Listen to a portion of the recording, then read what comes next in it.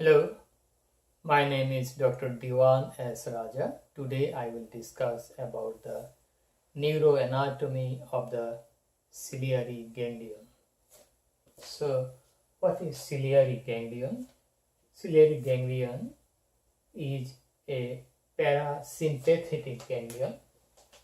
This is a parasympathetic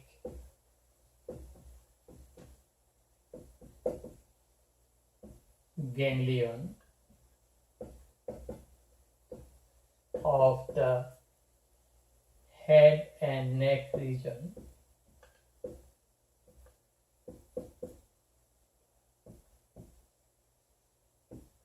Okay, so this is a parasympathetic ganglion. Where it is located? It is located inside the orbit. It is inside the orbit, and it is nearly 1 centimeter anterior to the annulus of gene. It is located on the posterior part of the orbit. We have the ciliary ganglion. We have two ciliary ganglion, one in each of the orbit or socket for the eyeball. It is located in the posterior aspect of the orbit, nearly 1 centimeter anterior to the annulus of gene.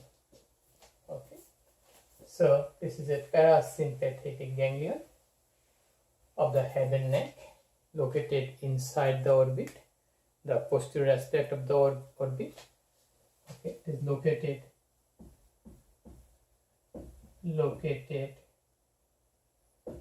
in the posterior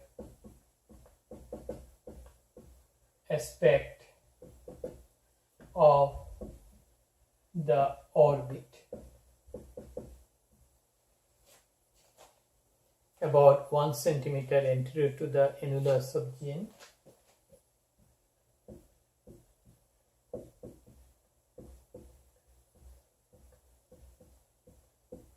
Anterior to the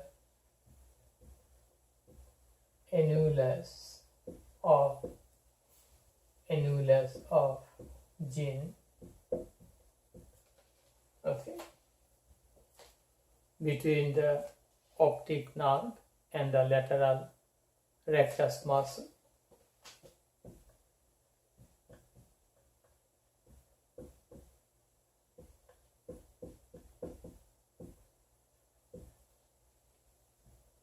And lateral rectus muscle.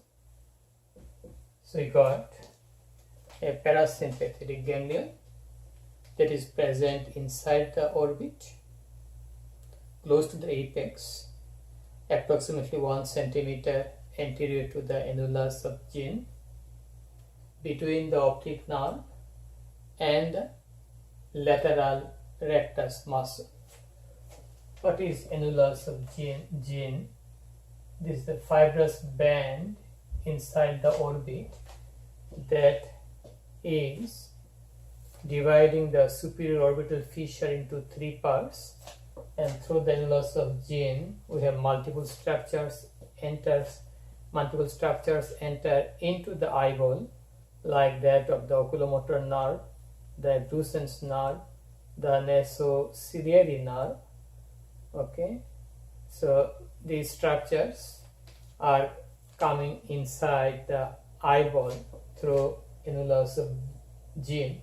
This is a fibrous ring, and from the fibrous ring we have all 4 rectus muscles of the eyeball arises, like the lateral rectus, medial rectus, superior rectus, inferior rectus muscle. Okay, we got the location of the ciliary ganglion. The ciliary ganglion is a very small ganglion. It is around 2 millimeter by 1 millimeter. Okay, 1 millimeter. So that is a small ganglion. It is outside the eyeball, inside the orbit. Okay, we got that. and the ciliary ganglion. This is functionally part of the oculomotor nerve, but topographically part of the nasociliary nerve, a branch of the ophthalmic division of the trigeminal nerve. Okay, so this is our ciliary ganglion. Okay, this is our ciliary ganglion. Okay, and the ciliary ganglion is a parasympathetic ganglion, but it is also the ganglion through which the sympathetic fiber and sensory fibers passes. So we have the parasympathetic component, parasympathetic component. We have the sympathetic fibers, sympathetic fibers. We have the sensory fibers. Okay, so they all pass through this ciliary ganglion. Only the parasympathetic nerve has synapse there. Okay, they have synapse, the preganglionic fiber synapse with the postganglionic fiber. Okay, the parasympathetic component. The sympathetic nerve fiber go through and through, okay, without any relay or synapse. Sensory fiber goes through the ciliary ganglion without any type of synapse. It is sensory nerve, so there is no synapse there. Okay, for the sensory nerve and sympathetic fiber. So we'll go to the parasympathetic root. Okay, so we got the ciliary ganglion. Here is this is our ciliary ganglion. Okay, so parasympathetic root, from where it is coming. Parasympathetic root, it is from the inferior branch of the oculomotor nerve. So this is the inferior branch of the inferior branch of the oculomotor nerve. Oculomotor nerve is the third cranial nerve. Okay, we got that. That is the CN3. So that is the inferior branch of the oculomotor nerve is a vehicle for the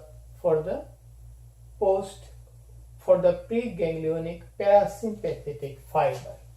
This is coming along with the oculomotor nerve, and this is the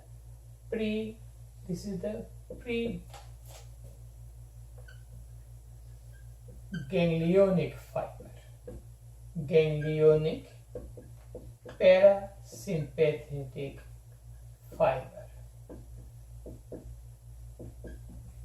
Okay, you can say nerve fiber, the axons. Okay, so this is the oculomotor nerve, and oculomotor nerve is for conduction of the preganglionic parasympathetic nerve fibers. So what is the cell body of the preganglionic parasympathetic nerve fibers? Okay, these are actually coming from the midbrain. Okay, midbrain, that is a part of the brain stem, and the nucleus of the preganglionic parasympathetic nerve fiber is the Edinger-Westphal nucleus. Edinger-Westphal nucleus. Okay, we have to know terminology. One is ganglion, another one is nucleus. In neuroanatomy, collection of nerve cells outside the central nervous system is called ganglion. We have two terms. One is ganglion, another one is nucleus. Okay, ganglion is the collection of nerve cells outside the central nervous system. Nucleus is the collection of nerve cells inside the central nervous system. Little bit overlapping is also possible. Sometimes there are some misnomers, like basal ganglia is same as basal nuclei, but in general we think that ganglion, collection of nerve cells outside the central nervous system, nucleus, collection of nerve cells inside the central nervous system. Okay, so the preganglionic parasympathetic fiber cell body is in the midbrain. Who is part of the midbrain?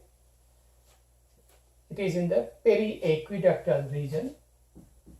Periaqueductal region of midbrain.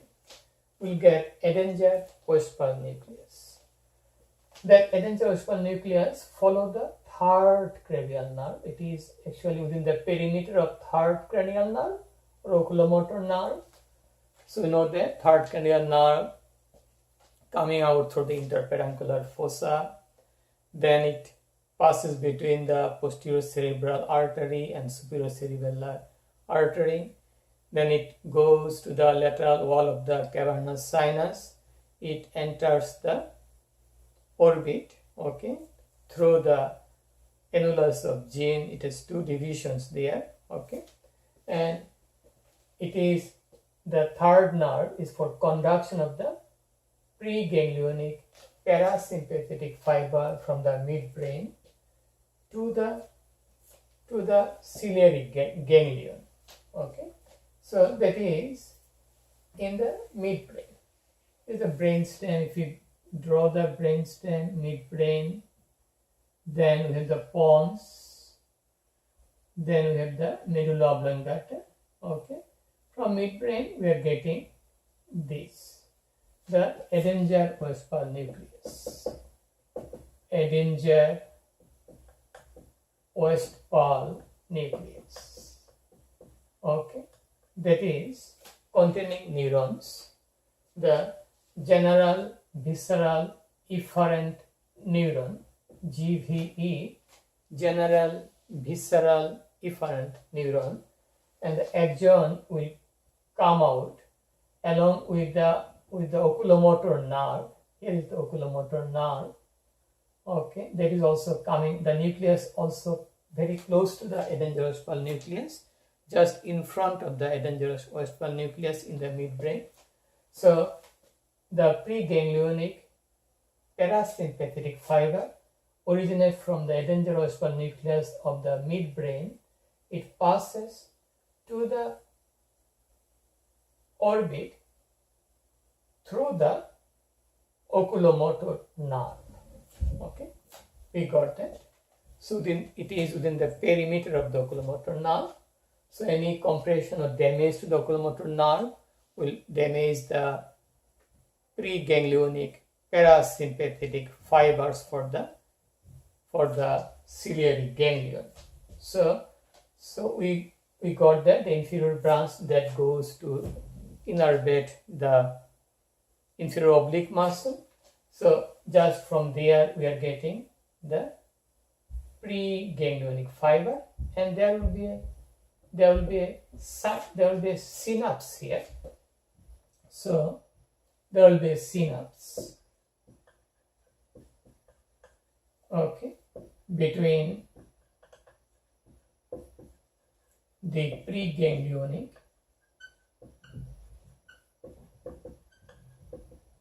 and postganglionic fibers and postganglionic parasympathetic fibers, parasympathetic nerve fibers. Nerve fibers means the axons of this nucleus. Okay, we got the parasympathetic here. There will be a relay here. This is the relay or synapse. We call it relay or synapse. Okay, synapse here. Then the postganglionic fiber will come out from the ciliary ganglion through the short ciliary nerve. So here you will know that postganglionic parasympathetic fibers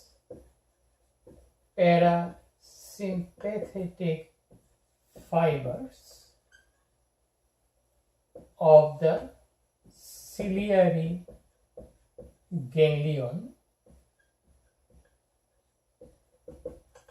will come out through the short ciliary nerve, will come out through the short ciliary nerve.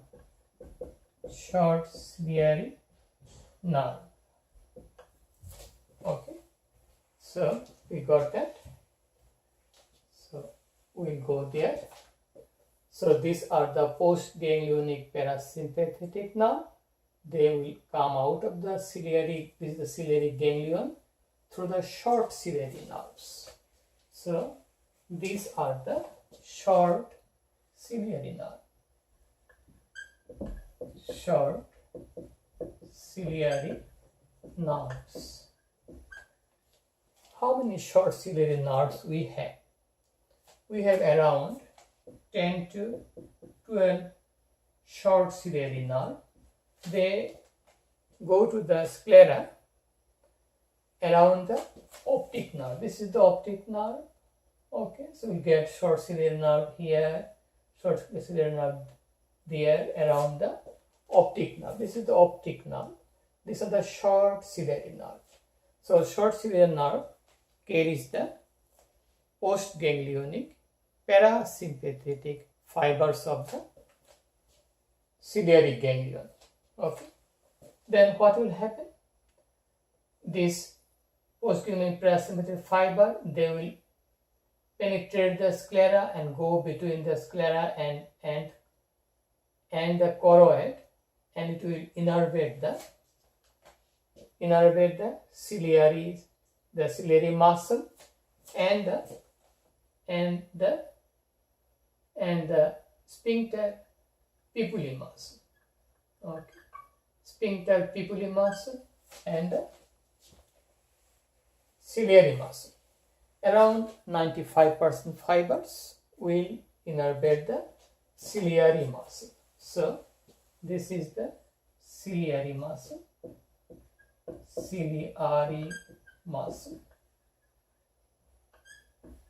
And this is the sphincter pupilli or constrictor pupilli. This is the sphincter pupilli, or also called constrictor pupilli. So we got the parasympathetic component of the ciliary ganglion. We may repeat that this ganglion, the preganglionic neuron cell body, is present in the Edinger-Westphal nucleus of the midbrain. Edinger-Westphal nucleus is present in the periaqueductal region of the midbrain, just behind the oculomotor nerve nucleus. So the cell body from Edinger-Westphal nucleus will come out over the within the perimeter of the oculomotor nerve. Oculomotor nerve in the orbit has two divisions, upper division, lower division. So it will follow the lower division and the nerve supplying to the inferior oblique muscle. Okay, this is the preganglionic. So preganglionic extend from Edinger-Westphal nucleus to the synapse in the ciliary ganglion.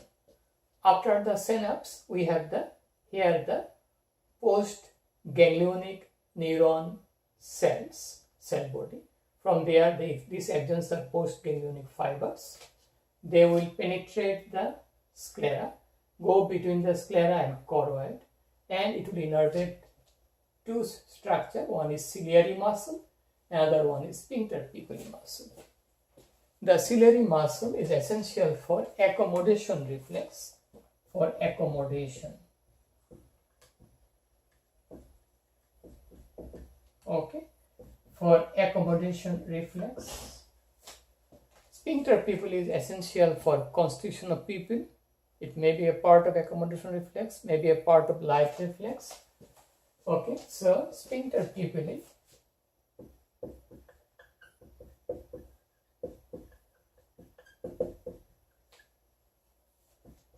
constricts the pupil. Okay, so if we draw an iris, suppose this is the iris, we have some sphincter muscle, the concentric muscle. These are the sphincter pupillae. If they contract, then pupil will be constricted, and we call it meiosis. Okay, we got the parasympathetic component. Now I'll go to the sympathetic root for the ciliary ganglion. Okay, now I'll go to the sympathetic root.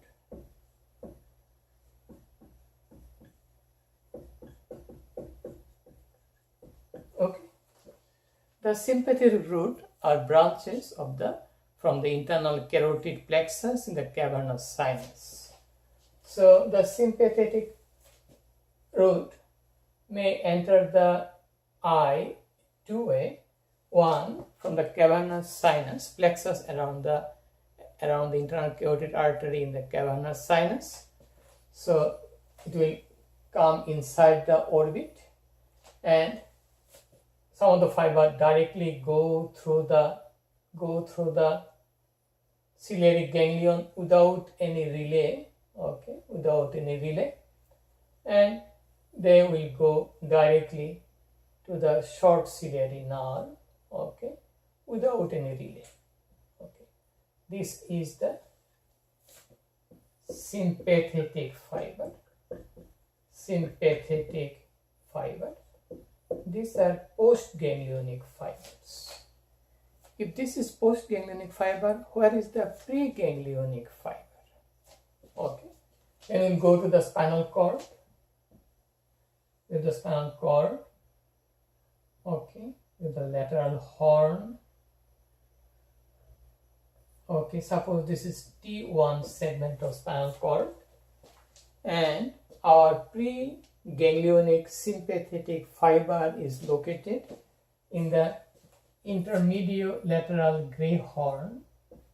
Intermediolateral gray horn. Okay, from there it will come out through the ventral nerve root, then to the spinal nerve, then through the white rami communicants. It will reach the sympathetic chain of ganglion. Okay, we have 3 cervical sympathetic ganglion. It will go to the superior cervical sympathetic ganglion. This is very large. We have another 2 cervical sympathetic ganglion, middle and inferior. So our preganglionic fiber will go to the superior cervical sympathetic ganglion. This is the superior cervical sympathetic ganglion. So this is the preganglionic neuron in the intermediolateral gray horn of the T1, T2, maybe T3 for the head and neck region. It comes out through the ventral gray horn, ventral nerve root, spinal nerve. Then it should go through the white rami communicants to the sympathetic chain of ganglion, it will ascend up to the level of the superior cervical sympathetic ganglion. So there will be a synapse here. Preganglionic nerve fiber will stop. Postganglionic nerve fiber will begin, and that will follow the blood vessels, specifically the internal carotid artery, to go to the cavernous sinus, then the ophthalmic artery to go inside the orbit, okay, and in the orbit it will go directly through the ciliary ganglion to the short ciliary nerve without any synapse or relay. No synapse, no relay in case of sympathetic nerves in the ciliary ganglion. Ciliary ganglion it is a collection of neuron for the postganglionic parasympathetic neurons here. So the short ciliary nerve carries both the sympathetic and parasympathetic fibers. Okay, the short ciliary nerve has both the postganglionic sympathetic and parasympathetic fibers. So the sympathetic nerve will go again, it will pierce the sclera and go to the dilator pupil and blood vessel. Okay, sympathetic fiber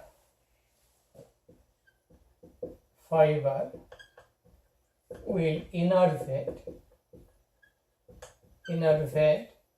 the dilator pupillae and the blood vessels. Okay, so this is one way for the sympathetic nerve, postganglionic sympathetic nerve, to the dilator pupillae and the blood vessel. We have another route. So once inside the orbit, the postganglionic sympathetic fiber following the ophthalmic artery, it will go to the nasociliary nerve. This is the nasociliary nerve, and nasociliary nerve is a branch of the ophthalmic division of trigeminal nerve. That is, we can call it V1, ophthalmic division of trigeminal nerve.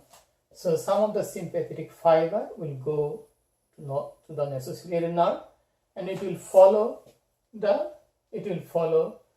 go to the long ciliary nerves. Okay, these are the long ciliary nerves.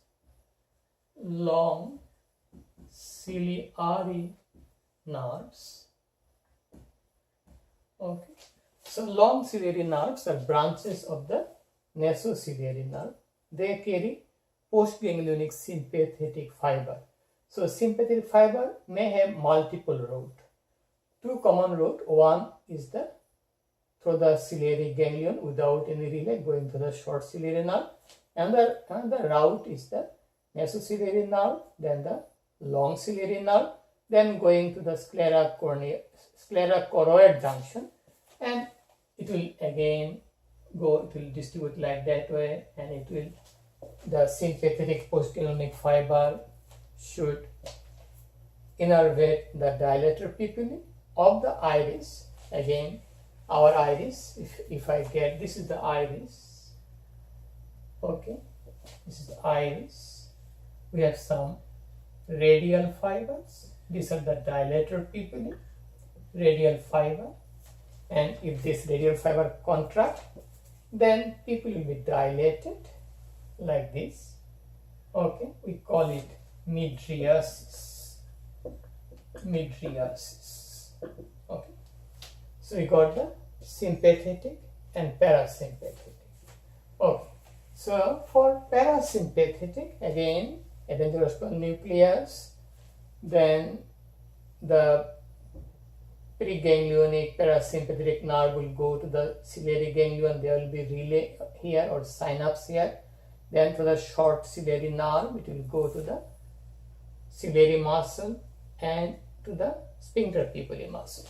Okay, and in this muscle we have another type of neuromuscular synapse, okay, or neuromuscular junction, neuromuscular junction, okay, we can call it synapse, okay.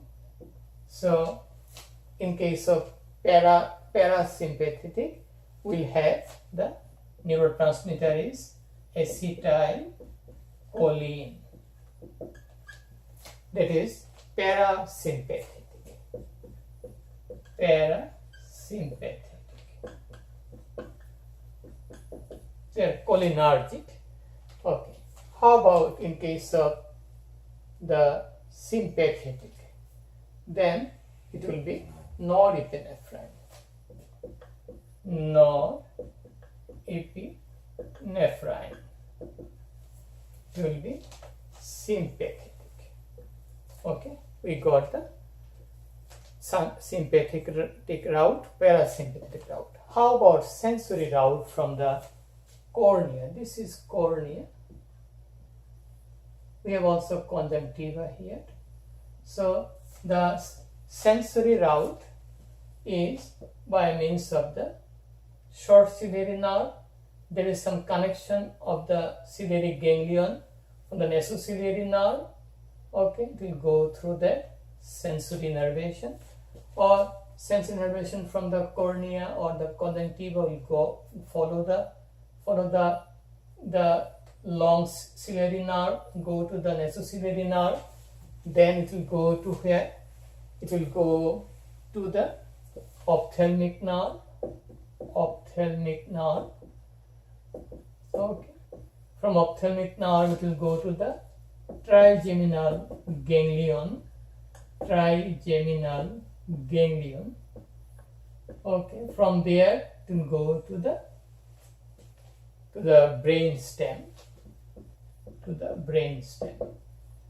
Okay.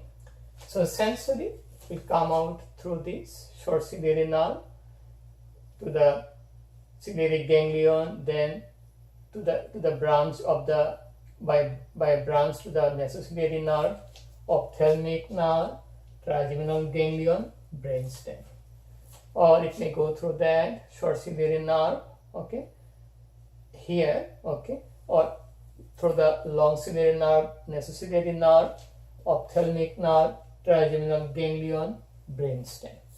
Okay, we got the sympathetic, parasympathetic route.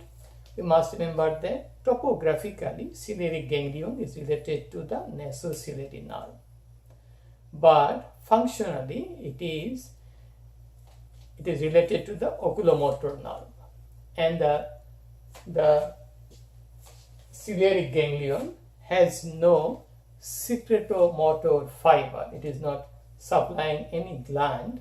Okay, we got that.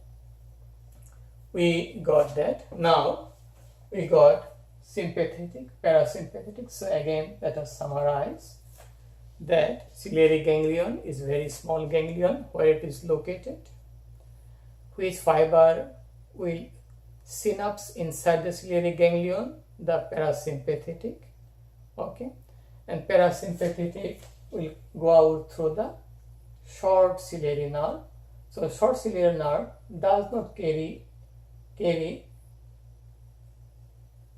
short ciliary nerve carry the parasympathetic fibers. Short ciliary nerve also carry the sympathetic fibers. Okay, but the long ciliary nerve does not carry any parasympathetic fiber. Remember that short ciliary nerve for both sympathetic and parasympathetic postganglionic fiber. For the long ciliary nerve, only the sympathetic fiber and sensory fiber. Sensory fiber also goes through the short ciliary nerve. Okay.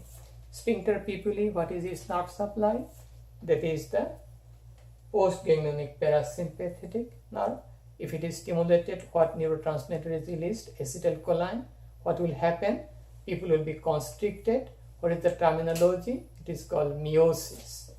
If the sympathetic nerve is stimulated, then what muscle will be activated? That is the dilator pupillae. If it contrast the radial fibers of the dilated pupilla, then there will be mydriasis, people will be dilated. Okay, we got that, the ciliary ganglion. Now we get one clinical note. Okay. Okay.